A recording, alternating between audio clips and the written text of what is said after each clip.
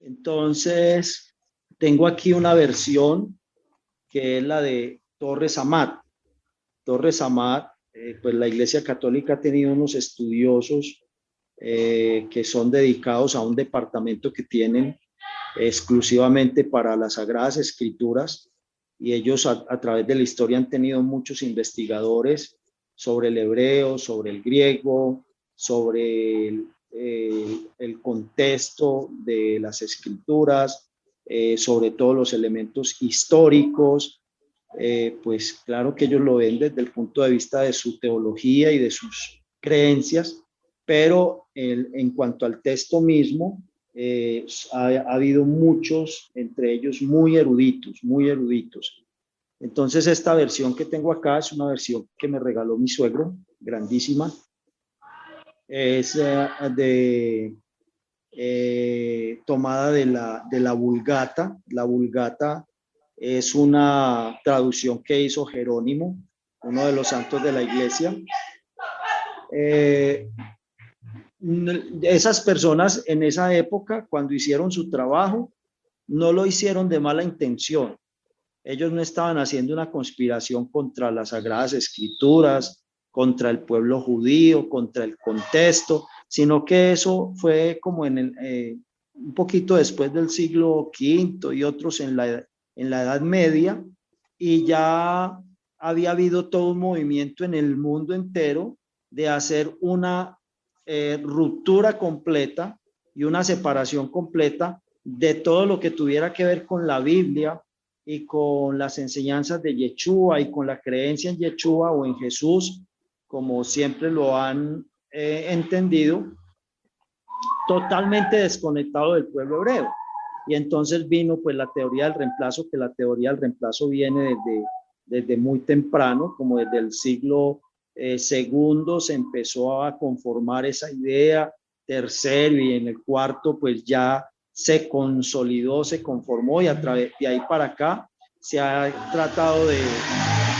reforzar y de digamos, como tener más argumentos, reargumentar con más y con más fuerza. Pero estas personas hicieron su trabajo con mucho esfuerzo, con mucha devoción, con mucha dedicación, con mucho interés, y lo hicieron de buena voluntad bajo esas condiciones en las que ellos estaban, pero nunca fue de iniciativa de ellos o de motivos en su propia mente de que iban a conspirar y que iban a ver cómo alteraban y cómo cambiaban todo y cómo lo torcían, porque tenían que poner como si ocurre hoy. Hoy sí se está haciendo unas versiones de la Biblia intencionalmente a torcer todo, de manera que la Biblia diga que aprueba el homosexualismo, de manera que la Biblia diga que aprueba gracia, solo gracia, y que después de que yo acepto a Jesús, hago lo que hago, vivo lo que viva, y de todas maneras voy a ser salvo porque Él no me llamó para ser objeto de ira. Entonces, hoy sí se sabe que hay todo un movimiento mundial y elementos muy poderosos haciendo un trabajo de conspiración a torcer todas las escrituras, y la misma Iglesia Católica hoy en día está liderando una de esas líneas, y hoy la misma Iglesia Católica está liderando una de esas líneas de no solamente, no solo de, son de más avanzada, no solo de alterar el texto, sino de votarlo como caduco, como algo ya en desuso, que ya no tiene nada que ver, y poner un nuevo libro religioso, que es el libro de la nueva religión universal. Entonces es diferente. Entonces las personas aquí, pues sí, hay errores, hay problemáticas en el texto, pero ellos no lo estaban haciendo de esa forma, con motivos malintencionados. Entonces vamos a mirar acá esta primera carta de nuestro amado Chalía, Sadig, ¿qué más? Naví, profeta, evangelista, todos estos oficios que tenía Johanán el apóstol, el, el, el evangelista. Entonces, vamos a la primera carta, la carta número 1. Dice, lo que fue desde el principio o desde la eternidad, lo que oímos, lo que vimos con nuestros ojos y contemplamos y palparon nuestras manos tocante al verbo de la vida. Entonces aquí nos está diciendo, muy parecido a como él empieza la Mesorá, así empieza la carta. Y dice que lo hemos oído desde el principio y se ha escuchado desde la eternidad. O sea, el plan revelado, el plan manifestado de Eloa ha sido el mismo. Él siempre, el plan que ha tenido para salvación nuestra no ha cambiado, solo que poco a poco él ha ido mostrando diferentes aspectos de ese plan en distintas épocas, en diferentes personas o en diferentes contextos culturales, en diferentes momentos del pueblo de Israel, de sus profetas, pero es el mismo evangelio de salvación, el mismo evangelio, la misma buena nueva del reino, es el mismo árbol de la vida que se le mostró a Adán y Java, y se ha mostrado a toda una descendencia de personas fieles y leales al Eterno, y dice todo esto desde el principio, desde la eternidad misma. Entonces, el principio sería cuando el Señor empezó a producir la creación física, o cuando empezó a producir toda la creación espiritual que fue anterior, y no sabemos cuántos miles de años fue solamente creación espiritual, mucho anterior a la creación física. Después creación física, tampoco sabemos cuántos miles y miles de años, y después esa recreación de la tierra que se calcula con el ser humano, llevamos aproximadamente unos 6.000 años, y el propósito es que sea para la eternidad. Y dice, y todo ese mensaje y toda esa temática, ese proyecto que el Señor tenía en su mente y que lo podía expresar a través de su palabra, a través de su verbo, a través de su dabar, lo puso en un ser humano, finalmente, en forma completa y en forma que muchas cosas que estaban en misterio, o sea, que todavía no habían sido reveladas, fueron reveladas en ese momento que se puso todo ese programa, ese árbol de la vida en este ser humano, en Yeshua. Dice el verbo de la vida, vida que se hizo patente, o sea,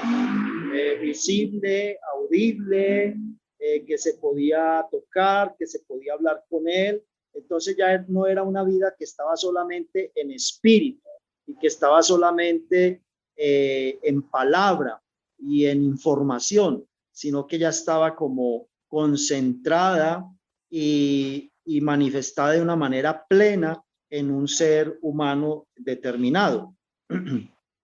Y así la vimos y damos de ella testimonio. Entonces, esto es una oportunidad única, exclusiva, singular. Nadie más había tenido esa oportunidad en toda la historia de la humanidad, y pocos la han vuelto a tener de ahí en adelante. Como dice otro texto, creo que es de Kefa, que lo que otros anhelaron ver y oír y no pudieron porque se les dijo que estaban administrando para alguien más en el futuro, les tocó a estos, estos vinieron a hacer ese futuro, ver y oír lo que otros habían anhelado. Dice, y les damos las buenas nuevas de esta vida eterna, la cual estaba en el Padre y se dejó ver de nosotros. Entonces esa palabra, ese plan del Eterno, esa semilla de vida la tenía el Padre, Y ahorita manda a su hijo y a través de su hijo la manifiesta plenamente y la deja ver de nosotros. Está hablando aquí específicamente de los seguidores de Yeshua en esa época que tuvieron esa oportunidad única, singular. Y entonces Yohanan dice, esto que vimos y oímos es lo que les anunciamos. Esto que vimos y oímos es lo que les anunciamos,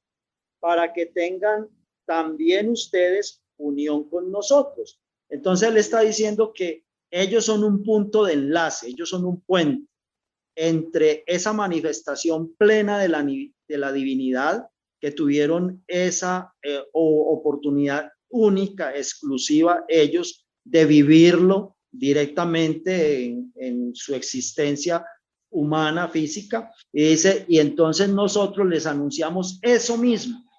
que vimos, que oímos, que entendimos, que nos explicaron, para que estemos juntos, para que tengamos ejad. Así como nosotros entramos en esa ejad con el Padre, a través de esta manifestación que Él nos dio la oportunidad singular de que nosotros tuviéramos, ahora sucesivamente vamos a ir transmitiendo eso para que todos los que nos vamos acercando de esa manera, vamos entrando en la misma ejad, en la misma unidad, en la misma familia,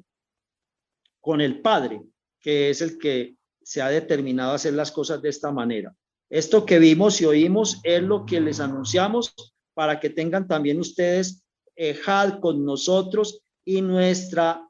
ejad común entre todos sea con el Padre y con Yeshua el Hijo. Y os lo escribimos para que estéis repletos de gozo y vuestro gozo sea completo. En el versículo 4, vamos al 5. Y la buena nueva que habíamos oído del mismo Yeshua en persona es lo que le estamos anunciando, que Eloa es luz y en él no hay nada en absoluto de tinieblas.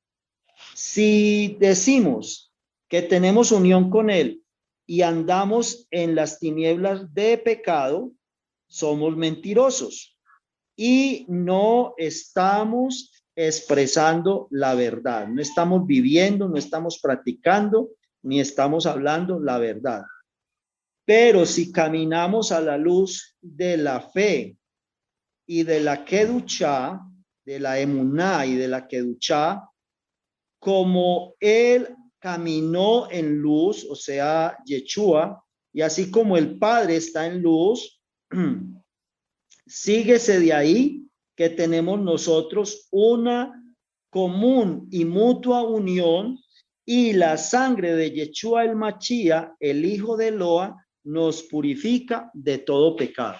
Entonces, si mantenemos esa verdad, digamos, incorruptible, y además la practicamos, la vivimos, si estamos siendo parte de esa unión a la que se nos ha estado dando la oportunidad a través de estos escritos, y si estamos en la luz de Yeshua y en la luz del Padre, y dice, esa es una común unión entre todos y con Eloa y con su Hijo, y de esa manera vamos siendo cada vez más purificados de todo pecado, porque pues estamos dejándonos llevar por esta enseñanza, por esta instrucción, y acomodando nuestros comportamientos, nuestros pensamientos y lo que hablamos a esa enseñanza, a esa instrucción. Y entonces vamos siendo purificados, vamos siendo librados de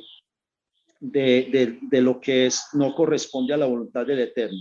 Si decimos que no tenemos pecado, nosotros mismos nos engañamos y no hay verdad en nosotros. Entonces, no es una contradicción, sino que de todas maneras,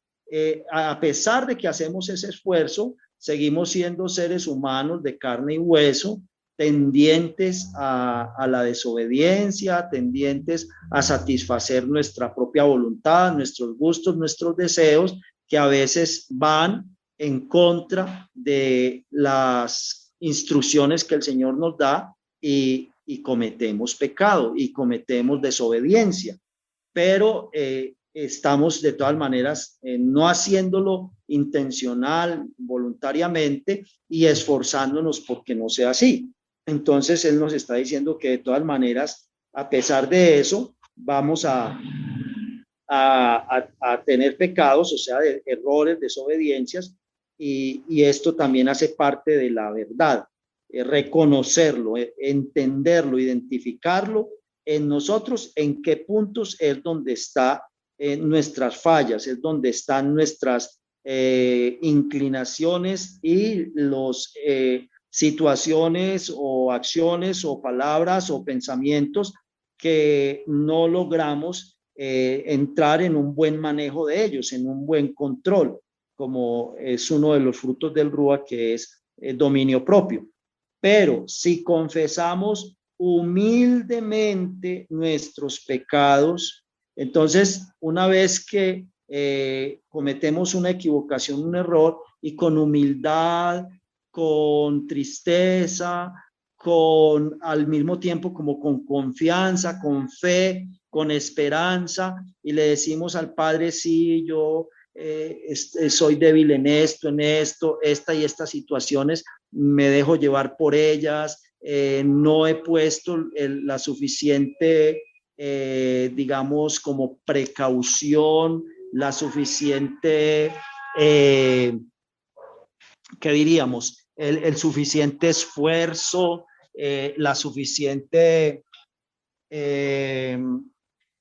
como medidas preventivas, y no me he puesto en la tarea de dilucidar bien mi situación, mi caso, para desechar ese comportamiento que es inadecuado, o esas palabras o ese tipo de pensamientos.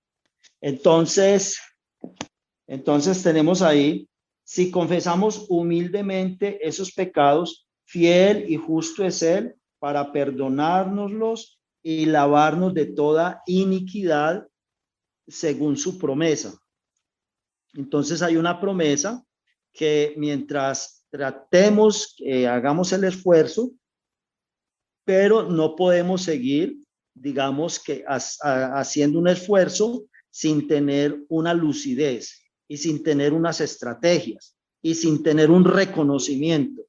Que, por ejemplo, yo soy muy tendencioso a la glotonería, por ejemplo, y que no no logro controlar si voy por la calle y yo miro panaderías y miro vitrinas de comestibles, comida de sal, comida de dulce, o de pronto soy desbordado, desaforado con la comida de dulce, los postres, los ponqués, bueno, no sé cuántas cosas. Entonces yo tengo que poner esa claridad en mi mente de que tengo ese problema con ese tipo de productos y con ese tipo de situaciones. Bueno, y también tengo que tener en la cuenta que es algo que a veces se debe a que a todos esos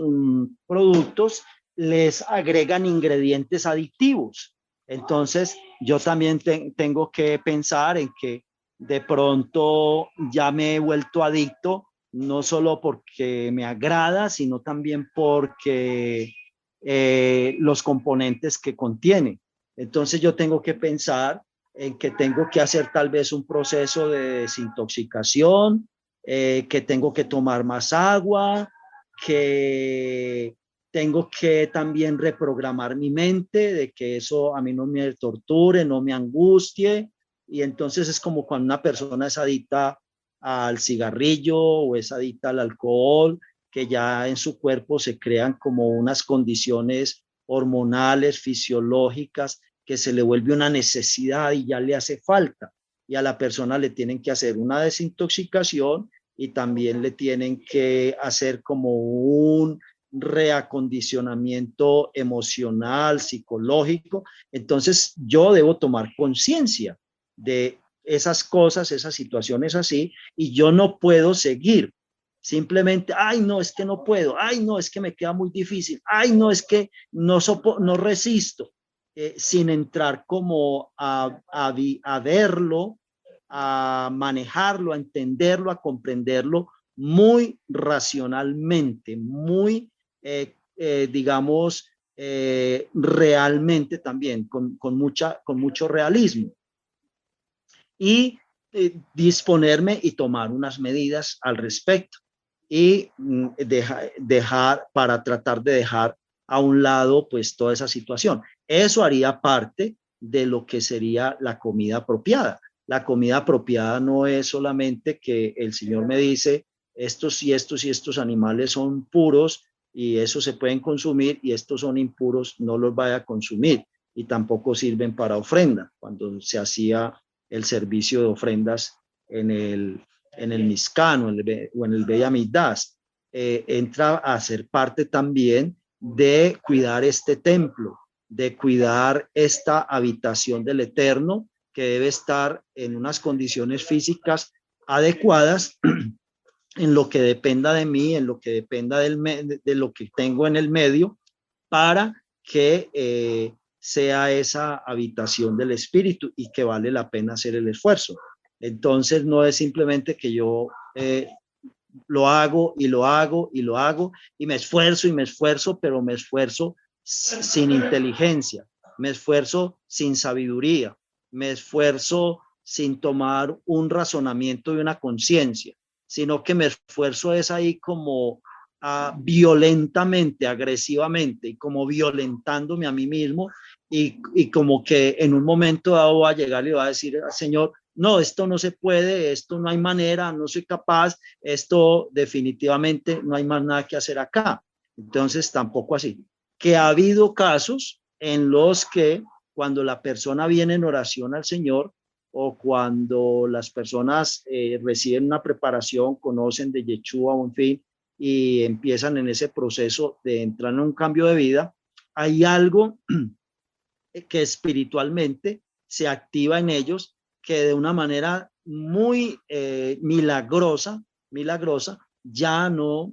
sienten ninguna atracción, ya no tienen ninguna necesidad del licor o del cigarrillo o de la glotonería y ya entra eso a ser un área de su vida que no es un tormento para su diario crecimiento físico y espiritual, pero no todos los casos son así. Entonces, tenemos que tener consideración en ese respecto. Y habrá, pues, eso es un ejemplo, habrá muchas cosas en las que habrá ese tipo de inclinaciones o de situaciones, tal vez con la codicia, con la avaricia, con la lujuria, con la inmoralidad, con el vocabulario, con el enojo. Bueno, tenemos tantas cosas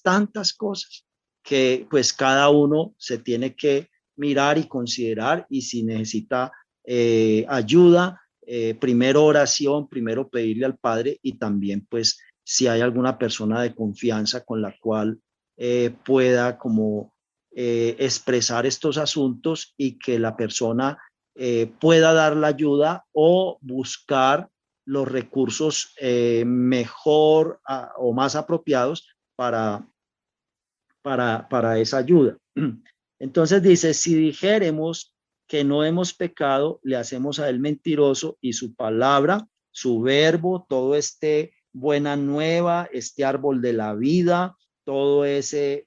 pacto que viene a nosotros a través de su espíritu, no está en nosotros, no está en nosotros. Entonces ahí terminamos ese capítulo 1, es como una introducción de lo que es la palabra de Eloa manifestada finalmente, cómo viene una sucesión de este conocimiento para que todos los que lo vamos aprendiendo nos vamos conectando con los que conocieron a Yeshua en forma personal y formemos una ejad con unos mismos principios, con una misma creencia con una misma fe y con unas mismas normas y todos a través de la historia sigamos haciendo los mismos esfuerzos por seguir la misma línea de entendimiento y de comportamiento hasta que llegue Yeshua. Entonces empieza el capítulo 2 y dice,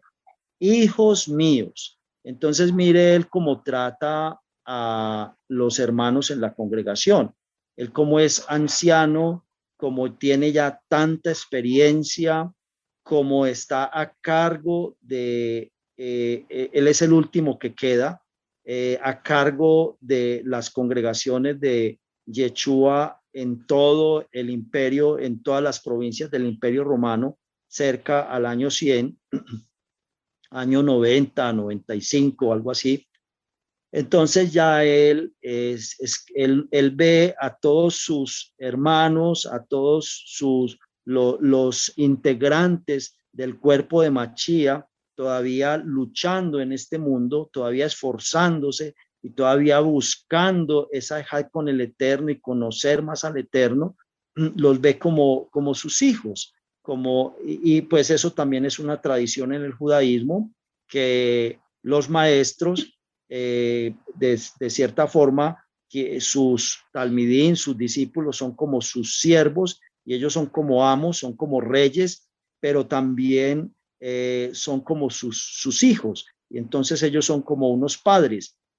y se acostumbraba a decirles padres. Por eso es que Yeshua dice que en cuanto a espiritualmente hablando, nadie más es padre de nadie, sino solamente el Padre Celestial, espiritualmente hablando. Estos vendrían a ser, pues, entonces, padres como en una manera como de ese cuidado que tienen por el engendramiento que les ha sido hecho por parte del Padre Celestial y, eh, y como trayéndoles ese recordar a su Padre Celestial, al que tienen que honrar, al que tienen que valorar, apreciar, agradecer, obedecer por esa oportunidad que nos da de ese llamamiento a la salvación eterna. Hijos míos, estas cosas se las escribo con el propósito de que no pequen. Entonces, el propósito es que nos pulamos cada vez más, que seamos mejores cada vez en todo aspecto que tenga que ver con ser diferentes o estar divididos de la ejad con el Padre, de la voluntad de su rúa, de la voluntad de su espíritu, porque cualquier acción que vaya en distinto a lo que es la voluntad del Padre es una división y eso constituye pues desobediencia o pecado. Pero aun cuando alguna por desgracia pecare, no desespere, porque tenemos por abogado para con el Padre a Yeshua el Machía, el Kadosh y el Sadik. Entonces dice que no entremos en un desespero, en una confusión, en un sentido como de perdidos por haber cometido pecados, sino que reconocerlos, entrar a tomar cartas en la situación, efectivas, reales, concretas, específicas, lúcidas, claras, en oración primero que todo, pues si el Señor nos hace un milagro de ponernos esa voluntad tranquila frente a cosas que nos atraían y que ya no nos atraigan, pues maravilloso, pero si siguen ahí y tenemos que estar haciendo el esfuerzo, pues esa oración para que nos dé la fortaleza para mantener todas esas atracciones bajo control, bajo límite, inoperantes, a las que no respondemos, a las que nos debemos comportar como muertos frente a ellas, porque estamos crucificados con Yeshua a todo ese tipo de cosas. Dice, pero si de todas maneras vamos a tener equivocaciones y va a haber desobediencias, de todas maneras contamos con Yeshua, pues siempre que no sea algo por lo cual no nos esforzamos, sino que lo hicimos así, sin oposición, con gusto, con voluntad o hasta intencionalmente, porque pues ya no operaría esta este papel, esta tarea de este oficio de abogado de parte de Yeshua por nosotros ante el Padre. Dice el Kadosh y el Sadik, o sea, el que vivió y que pudo superar todo tipo de cosas y se mantuvo santo y se mantuvo justo, entonces es el que está haciendo esa intercesión por nosotros. Y él mismo, además de ser intercesor y de ser Cohen Agadol, también es la víctima para cubrir nuestros pecados, para hacer capará por nuestros pecados. Él mismo es la ofrenda. En caso de que,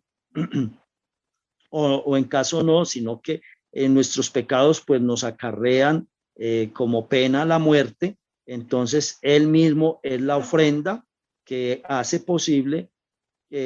pagar esa muerte en lugar nuestros para que ya nosotros seamos indultados, seamos perdonados, ya no seamos, ya no se quiera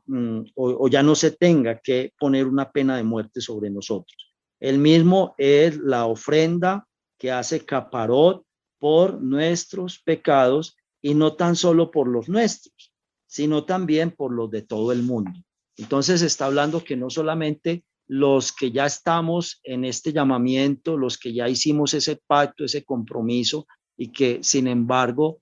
cometemos pecados, sino por los del mundo, pero no los de todo el mundo que no quiera venir y que no quiera esforzarse y que no quiera pedir y que no quiera orar y que no quiera estudiar esta palabra para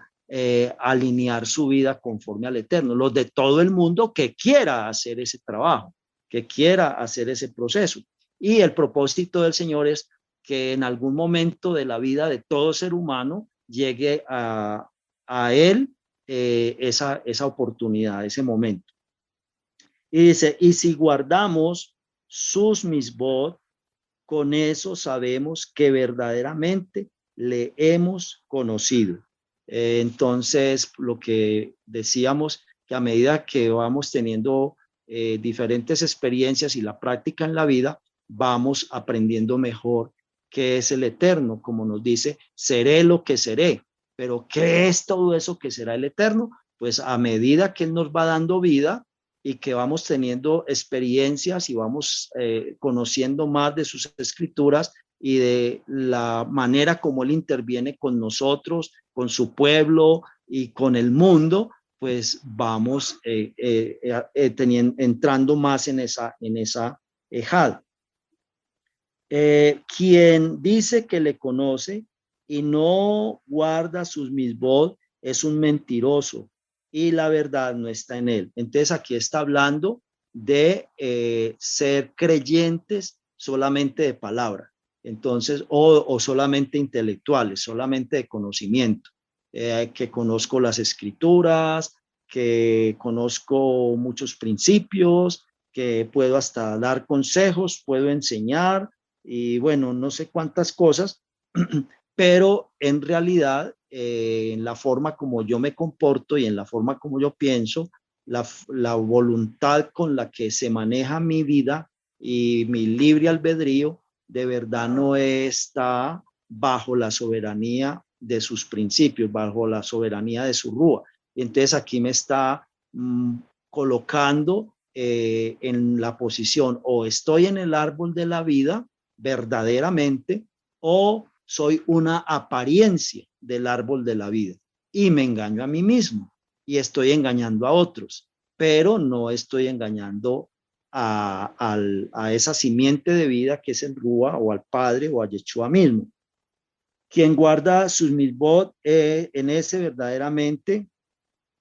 la misericordia de Eloa es perfecta y por esto conocemos que estamos en él, esto es en Yeshua el Mashiach. Quien dice que mora en él debe seguir el mismo camino que él siguió. Entonces el camino que él siguió, sabemos que es un camino de esfuerzo, de valentía, de perseverancia en esa obediencia, de lucha contra el engañarse a sí mismo, el autoengañarse o el dejarse engañar e ir a hacer lo que no sea la voluntad del Eterno, lo que no sea la guía del Eterno. Esa es la guerra que nosotros tenemos. Nosotros no tenemos guerras contra todos los ejércitos de las tinieblas y que nosotros vamos a ir y los vamos a tumbar y los vamos a derrocar y vamos a hacer no sé cuántas cosas con todas esas legiones. No, esa guerra que tenemos es no permitir a cualquiera o a todos los grupos o los escuadrones de sus elementos que tengan acceso a nosotros, cada uno en particular, y o nos vayamos a disponer a dejarnos desviar por ellos y seguir sus propósitos, sus pretensiones o entrar a servirles de una u otra forma. Nosotros sabemos que este mundo les sirve completamente y está arrodillado ante ellos, pero también sabemos que muchas de esas personas, la gran mayoría, están engañados, no tienen claridad, no tienen plena lucidez. A nosotros se nos manda a que resistamos eso, pero lo vamos a resistir es en nuestra propia vida, en nuestra conciencia, en nuestras emociones, en nuestra forma de hablar, en nuestro comportamiento, en nuestras decisiones. No es como se ve en las iglesias que se ha expandido ese tipo de creencias y de teorías, que hay que hacer una cantidad de, no sé, de declaraciones positivas o de, bueno,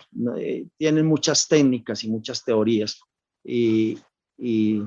a nada de eso se refiere la escritura. O que vamos a ir y que llegó el Espíritu, entonces la gente empieza a caerse por el piso y es, no, nunca vemos en ninguno de los representantes de Yeshua o en Yeshua mismo cosas así, cosas parecidas, ni en el Antiguo ni en el Nuevo Testamento, en la Bria Hadachá. Entonces, vemos que esas son cosas que no corresponden. Esa no es la forma de hacer las guerras, esa no es la forma de desafiar o de tener autoridad sobre las tinieblas, porque no es eso lo que la Escritura realmente enseña. Y lo otro que nosotros también tenemos en la Escritura, en Corintios, por ejemplo, para preparación para Pesa, el otro Chalía, Rab Shaul, nos dice que nos examinemos a nosotros mismos. Entonces, cada uno nos tenemos que examinar a sí mismos, pero no bajo el concepto de qué me parece o no me parece a mí. A mí me parece que sí está bien, a mí me parece que no está bien, a mí me parece que voy como por la línea correcta, que no tengo tanto pecado o que son muy pequeñitos, que no valen la pena. No, yo me tengo que examinar es pidiéndole al Señor en oración que con su rúa venga y me muestre, que con su rúa me deje ver qué opina él, qué le parece a él. Que yo dije ayer una mentira, que no pagué completo algo que compré o que saqué de más de algo que compré, saqué una medida de más y pagué apenas como si fuera una cantidad menor y no pagué total. Bueno, todo ese tipo de cosas. Entonces, no es como me veo yo o como al hacer ese examen, sino que ese examen tiene que ser es con los elementos del espíritu, cómo me ve el espíritu, cómo me ve el Padre. Y si lo hacemos así, dice, no vamos a ser juzgados. O sea, entramos aquí en esto que nos dice Yohanan, que con confianza vamos donde el Padre, se lo declaramos, le pedimos perdón y el Yeshua va a rogar por nosotros y él es el Cohen, él es el abogado y también es la ofrenda que hace la capará. pero tiene que haber en nosotros humildad, tiene que haber en nosotros sencillez, tiene que haber en nosotros aceptar lo que el Padre dice, que el Padre dice que porque muy pequeñito que sea, ahí hay un principio muy malo, pues el hecho pudo haber sido muy pequeño, pudo no haberle causado mucho daño a otra persona ni a mí mismo, pero el principio que hay detrás, la motivación con la cual se comete esa acción es la que sería el elemento necesario para que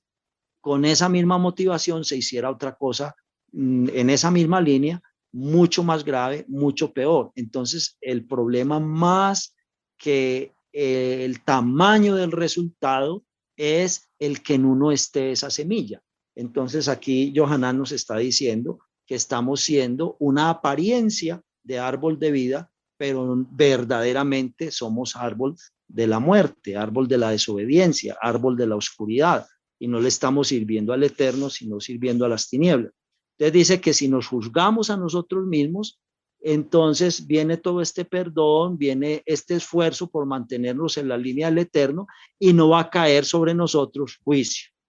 porque pues el Señor nos ha llamado para tener esta bondad, esta misericordia con nosotros y no tener que aplicarnos juicio. Pero si nosotros no nos evaluamos sincera y honestamente a la luz del tamaño que Dios ve las cosas, entonces el Señor dice que el recurso que va a tener que aplicar con nosotros es derramar sobre nosotros juicio, porque su juicio sí es, digamos, una reprensión fuerte,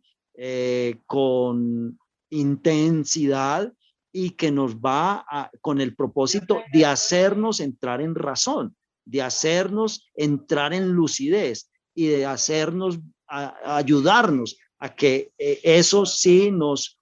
facilite ver las cosas como las tenemos que ver, que es desde el punto de vista del Padre, no desde nuestras consideraciones en las que nos somos tan indulgentes y somos tan generosos con nosotros mismos, y de pronto cuando se trata de otros somos digamos, como tan estrictos, ¿cómo diríamos? Tan duros,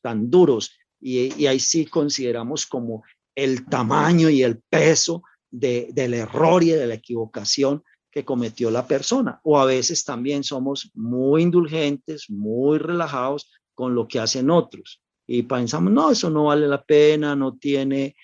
mayor, pero aquí el Señor considera que muy importante y tiene muchísimo peso es la motivación, más que el mismo tamaño de los efectos, de las consecuencias. Dice, carísimos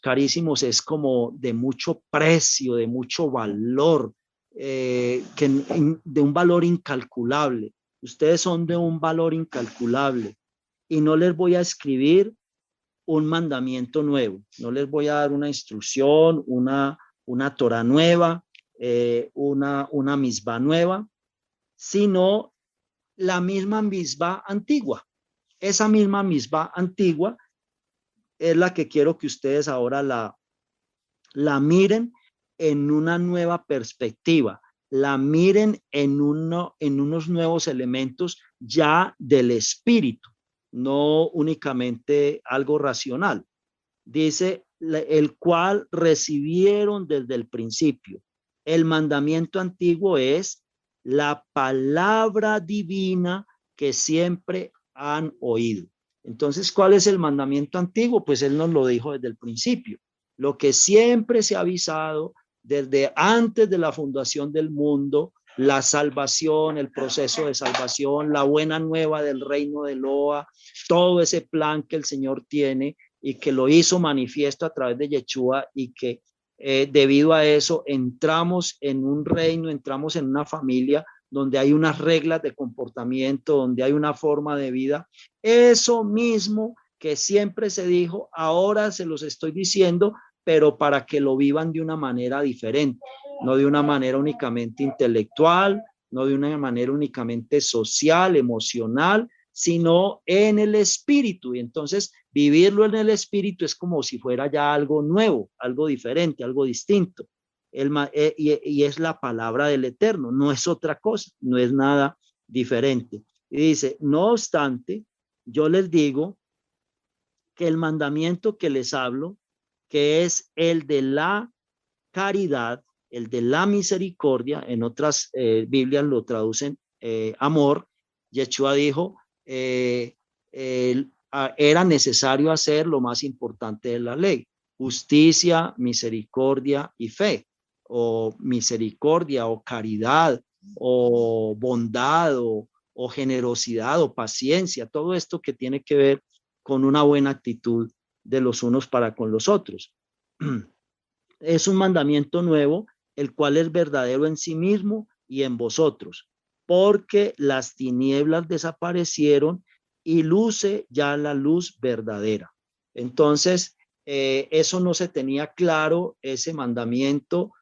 no se tenía una comprensión profunda, apenas era una comprensión de conveniencia social, apenas era una comprensión muy intelectual, de alguna manera oscurecida, de alguna manera en tiniebla, pero ahora viene ese mandamiento y se vuelve nuevo porque tiene que haber de él una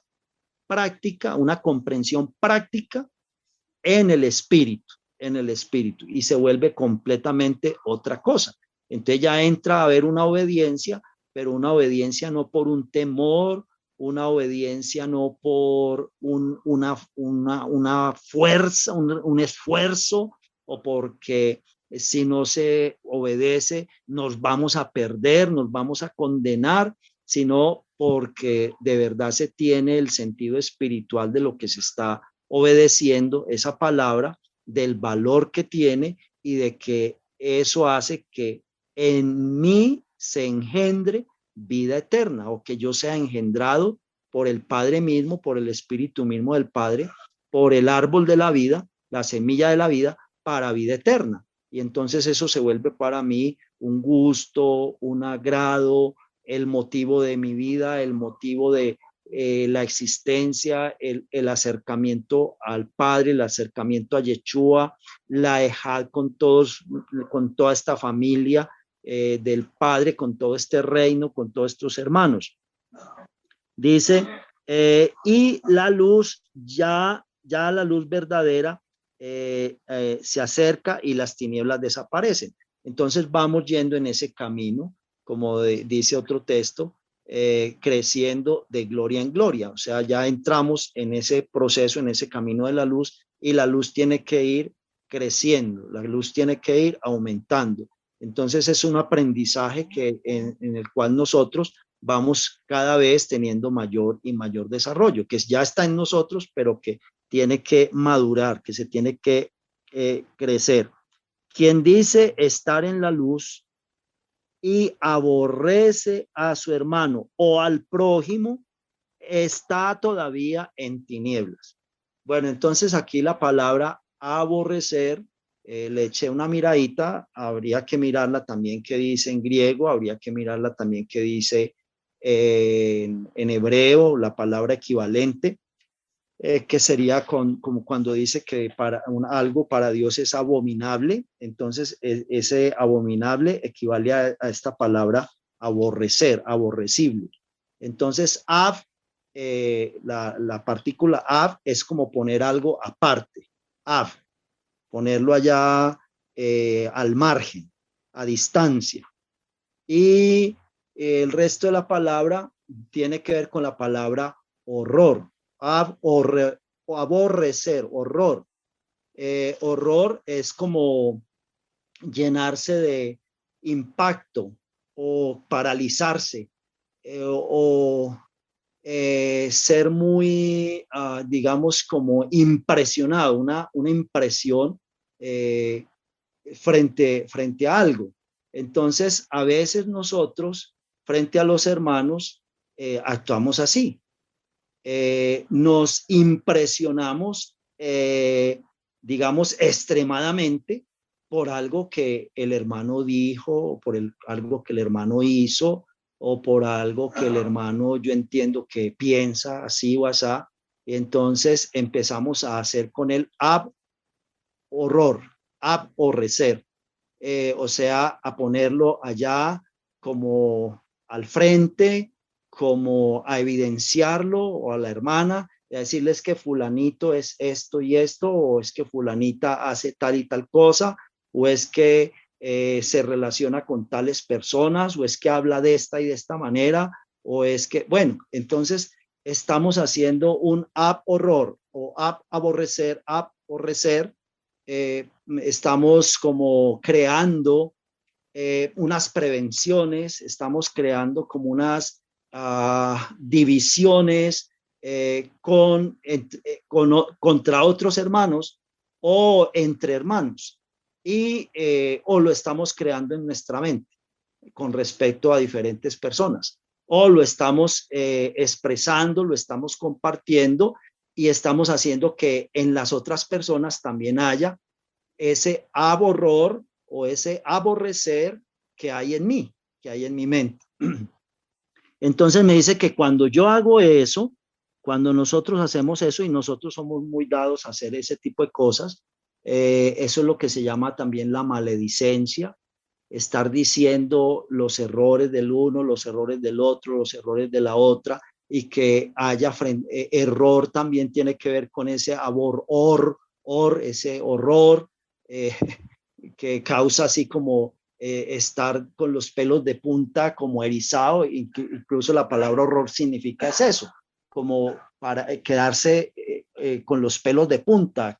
quedarse paralizado del horror que le produjo algo. Entonces nosotros con lo que nosotros hacemos y decimos no tenemos esa actitud, no nos horrorizamos, no quedamos así espeluznados de lo que dijimos o de lo que hicimos, o en fin. Pero cuando es una persona diferente a nosotros, sí tenemos esa reacción. Sí, eso sí nos causa horror. Y entonces empezamos a hacer horror, o sea, a poner aparte, a distanciar, a alejar esa persona por eso que nos horroriza, y a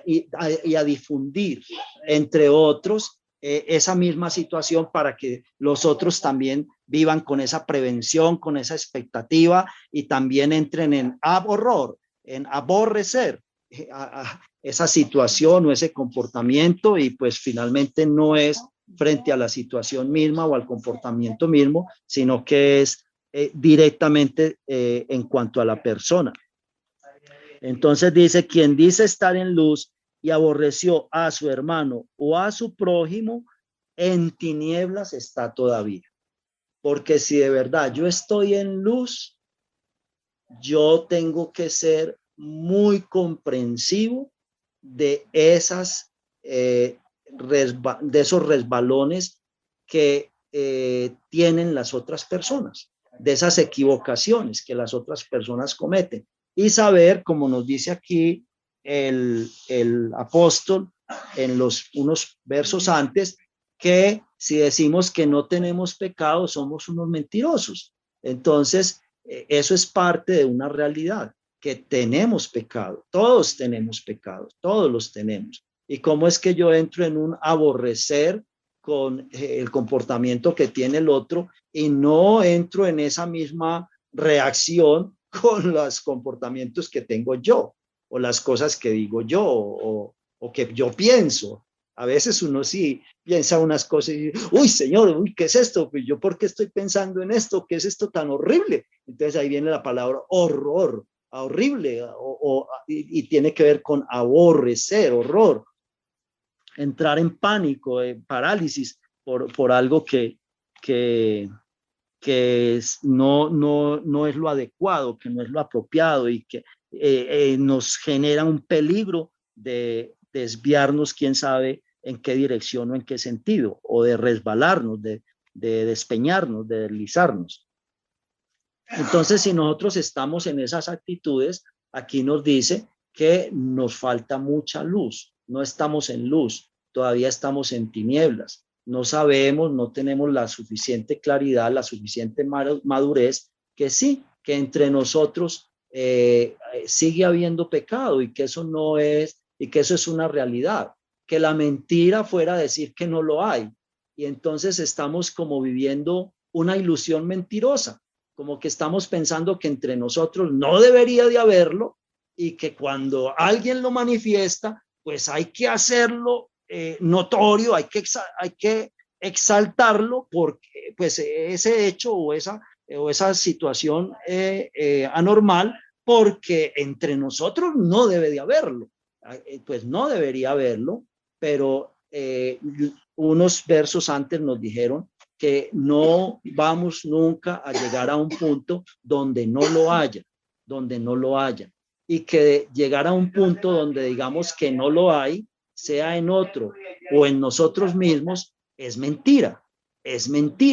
Y que si decimos esas mentiras, pues estamos negando todo lo que el Señor ha hecho por nosotros y que estamos en un proceso en el que nos estamos esforzando, que estamos mejorando todos y que la tarea no es aborrecer, la tarea es ayudar los unos a los otros. Si lo puedo hacer directamente y le puedo comentar a mi hermano o a mi hermana que dijo que hizo tal cosa, pues lo hago. Y si no puedo, pues de todas maneras,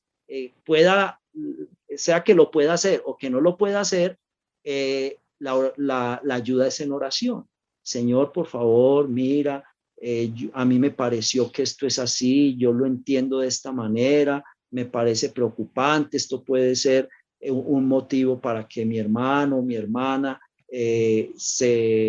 digamos, se demore o se le dificulte su crecimiento espiritual, pero también tengo que reconocer por otra parte que mi hermano, mi hermana, a pesar de tener eso, también tiene estas otras cosas buenas. También hace esto, también dice esto, también tiene esta buena actitud, también tiene estas buenas intenciones, también tiene estos buenos comportamientos, también se expresa de esta forma muy apropiada, también ayuda a otros hermanos de esta y de esta y de esta manera. Entonces, Señor, por favor, que si yo estoy viendo las cosas incorrectamente, por favor, perdóname, ayúdame para no estar tan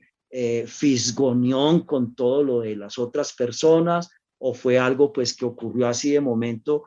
frente a mí, lo vi, lo oí, en fin, y no era porque yo estaba fisgoneando. Y Señor, ¿cómo le puedo ayudar? Señor, ¿cómo le puedo colaborar? Señor, también que mis hermanos, que mis hermanas se puedan sentir con confianza de que lo que en mi vida, que yo soy ciego a esas cosas y que me causan algún inconveniente, me puedan ayudar y se puedan acercar con tranquilidad y me puedan decir, mi hermano, mi hermana, mire, haga mejor de tal forma o trate de decir o de hacer las cosas como por este lado, como de esta manera, en este sentido, procure evitar expresar tal cosa de tal manera o hacer a realizar tal acción en tal momento o a tal persona, o en fin, lo que sea que se trate que no es tan apropiado, que no es tan conveniente, que es incorrecto. Y a veces hay cosas que no son apropiadas, no son como convenientes socialmente, pero que en realidad no constituyen en sí como pecado propiamente. Y muchas veces hay cosas que las personas estamos haciéndolas, viviéndolas inconscientemente. No somos así tan lúcidos de que eso está mal, no es a propósito que tenga yo una mala voluntad, un mal motivo, una mala intención y lo estoy haciendo así con esa disposición, como con esa motivación. Entonces, si yo estoy en luz, debo entrar a tener esas consideraciones. Otra cosa es si ya la persona realmente lo está haciendo con intención y con esa mala motivación hacia generar un inconveniente o hacia ella misma vivir y actuar y comportarse de esa manera. Entonces es algo delicado, es algo muy, digamos, como fino, es algo fino, ¿no? Es algo pulidito. Dice, quien dice estar en la luz aborreciendo a su hermano o al prójimo, entonces aquí se refiere que esa actitud no debe ser solamente con los mismos integrantes del cuerpo de Machía, con la familia de Loa, sino que también hay que tener esa actitud, ese comportamiento en general con las otras personas. Dice, en tinieblas está todavía. Quien ama a su hermano en la luz mora. Y entonces, tener esa actitud correcta es tener una actitud de misericordia. Lo que Yeshua dijo, quiero justicia, misericordia y fe. Y es necesario hacer tanto lo uno como lo otro, o sea, los mandamientos pequeñitos y literales, como también mirar desde un punto de vista misericordioso muchas cosas. Quien ama a su hermano en la luz mora y en él no hay escándalo. Entonces aquí hay otra palabra bien significativa, la palabra escándalo. Hay otras versiones que lo traducen tropiezo, no hay tropiezo. ¿Qué es escándalo? Escándalo es algo que me impacta de tal manera que hace que yo peque. Y entonces ahí está bien conectada esta palabra con la palabra aborrecer. Entonces yo me dejo llevar de algo que vi en alguien más que me causa aborrecer, que me causa ponerlo como así a la vista, al margen, donde resalte, donde se vea a lo lejos y que sea evidente y que me da horror y le haga tener horror a otras cuantas personas. Y entonces aquí viene bien conectada con esa palabra, la palabra escándalo. Entonces, ¿qué es lo que estoy haciendo yo cuando tomo esas actitudes o esas reacciones de horror o de así emotividad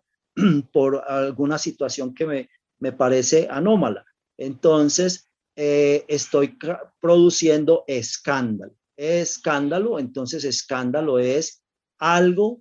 que hace que yo peque,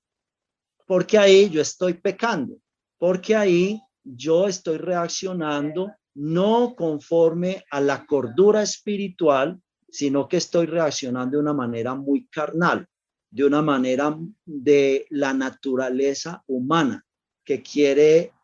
juzgar, que quiere condenar, que quiere culpar y que quiere hacer como decían antiguamente, que cogían a una persona y la ejecutaban para que fuera como un escarmiento a las otras personas. Entonces yo quiero evidenciar alguna situación que me parece que está mal, como un escarmiento, como una advertencia a las otras personas. Y pues cuando hago eso, yo me estoy constituyendo en juez y no en siervo, en esclavo, obediente, que tengo que ser a un amo y que yo tengo un amo. Y el Señor me dice que en este momento yo, porque juzgo al esclavo ajeno, porque esas personas no son esclavas mías, yo no soy el amo de ninguno de ellos, yo me estoy comportando como si yo fuera el amo, cuando yo estoy sujeto a un amo, que es Yeshua, y le debo cuentas a él y le debo rendir cuentas es por mi comportamiento, lo que nos decía la otra parte. Me tengo que estar juzgando delante de él con respecto al concepto que él tiene en cuanto a mi comportamiento, no al comportamiento de los otros. qué hacen, qué no hacen, cómo lo hacen, qué dicen, qué piensan, cómo lo piensan, con quién, cuándo, dónde. No, no, no, no, no, no. Estamos arruinando nuestra vida. Estamos arruinando las vidas de otras personas. Espiritual, la vida espiritual. Estamos deteriorando la semilla del árbol de la vida que debe haber en cada uno de nosotros y que debemos estar cultivando y ayudando a cultivar en las otras mentes, en las otras almas. Esto es delicado, esto es grave, esto tiene consecuencias eternas, riesgos eternos de que pueda estar perdiendo esa oportunidad eterna de salvación o poniéndole obstáculo a otro, poniéndole tropiezo a otro, porque entonces causó que otro que no te estaba apercibido de este tipo de situación y que en nada le beneficia apercibirse de esa situación, yo le traigo el asunto y lo apercibo. Entonces, ese escándalo es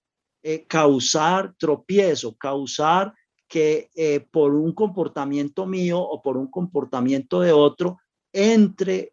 a generarse mental, emocionalmente, un mal ambiente, y eso ya es una pecaminosidad, eso ya es un pecado.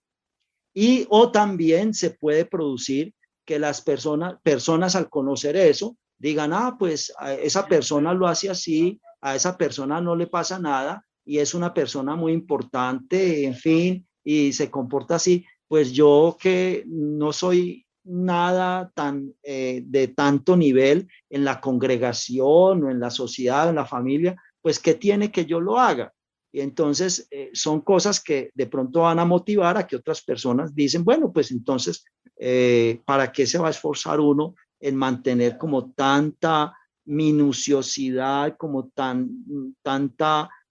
detallista en no cometer ciertas cosas si hasta las personas más, digamos, con mayores responsabilidades las hacen? Entonces, pues no, no vale la pena esforzarse. Entonces es otra manera como ese escándalo puede causar que otros también se desmotiven y de pronto se desanimen como en ese esfuerzo de mantenerse en una línea de obediencia y entren a relajarse poco a poco y entren a pecar. O también yo puedo causar que cuando esa persona, porque generalmente todo esto lo hacemos sin que la persona implicada se dé cuenta o lo sepa, y podemos causar que en algún momento esa persona lo pueda saber, alguien le pueda informar, le pueda decir, y entonces esa persona se va a llenar de desilusión, se va a llenar de desconfianza, se va a llenar de prevenciones, si es que continúa compartiendo o continúa teniendo digamos, unos momentos como de integración con un grupo de personas donde hay todo este tipo de cosas. Entonces, todo eso hay que tenerlo muy presente, todo eso hay que venir delante del Padre con todos esos elementos y eso hace parte muy necesaria de la preparación para PESA. Que otro no sea para mí un escándalo, y entonces eso causa que yo ya me descuadro, me desoriento, me despisto y entro en pecado, o yo me vuelvo escándalo cuando hago escándalo y hago que otros entren en pecado. Dice, más el que aborrece a su hermano, en tinieblas está y en tinieblas anda y no sabe de dónde viene ni para dónde va, porque las tinieblas le cegaron los ojos. ¿Cuáles ojos? Los ojos espirituales. Y yo creyendo que cuando estoy mirando todo lo de los otros es porque yo sí tengo ojos espirituales y el otro no. Aquí me están diciendo que cuando yo estoy haciendo eso, yo tengo cegados los ojos. ¿Cuáles ojos? Pues no son los ojos físicos, porque con los ojos físicos son con los que estoy viendo todas esas cosas, sino mis reacciones, mis actitudes, mi parte espiritual, digamos mi parte emocional y mi parte racional, que es donde habita el espíritu, mi alma, está embolatada, está despistada, no tiene bien marcado, bien definido el derrotero, no tiene bien identificado, bien iluminado el principio y el fin, no tiene bien iluminado cuál es su plan, cuál es su propósito, cuál es su llamamiento y en qué plan tenemos que estar con los unos con los otros. Entonces podemos dejar hasta aquí. Este es el versículo 11 de la primera de Johanán.